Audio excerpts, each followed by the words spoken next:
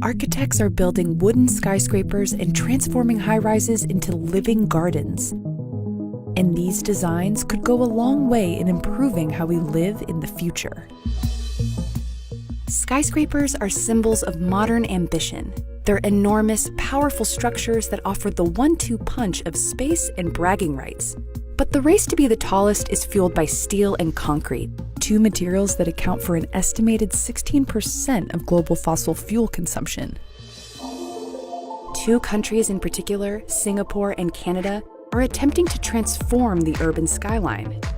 In Singapore, engineering firms like Woha are coating their buildings with lush, native plants. To deal with high densities in cities, particularly Singapore, where we are land limited, it is actually important to bring landscape, greenery, and nature very close to where people live and interact. It is how we connect people back with nature.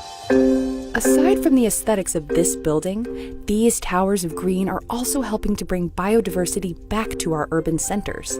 Because this building has vertical gardens integrated into its design, it actually contains 1,000% more plant life than could have existed on the original plot of land.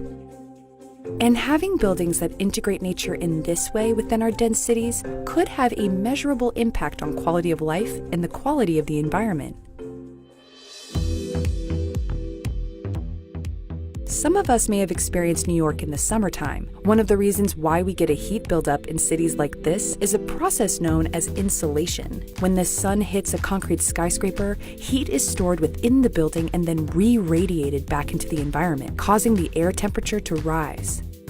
However, when Woha designed the Oasia Hotel, they used plants to combat this problem.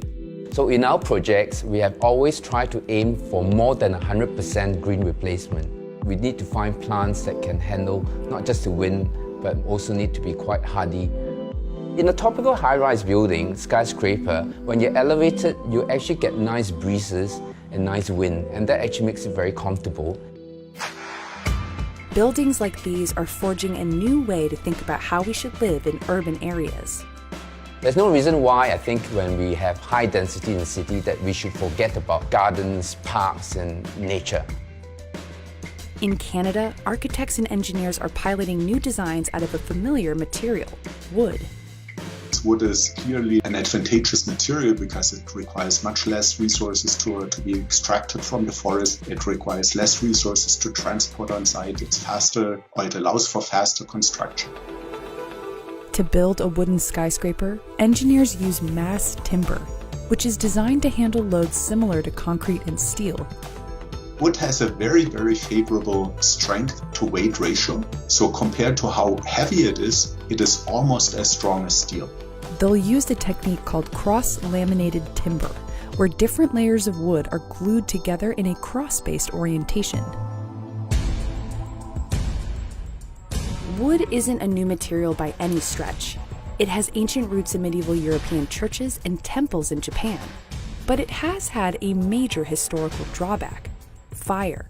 Urban cities were wiped out in the early 19th century, and steel and concrete eventually became the dominant building materials. But mass timber today doesn't ignite as easily. All these structural wood elements that need to be protected from fire, they're encapsulated in drywall. So these elements cannot burn anymore, and they're just as safe if it were a concrete structure. And wooden buildings have huge environmental benefits too. In Canada, the US, Europe, the amount of wood growing is significantly larger than the amount of wood that is actually harvested. If we harvest our trees and put them in structures, we actually give an incentive to reforest more areas and regrow more trees.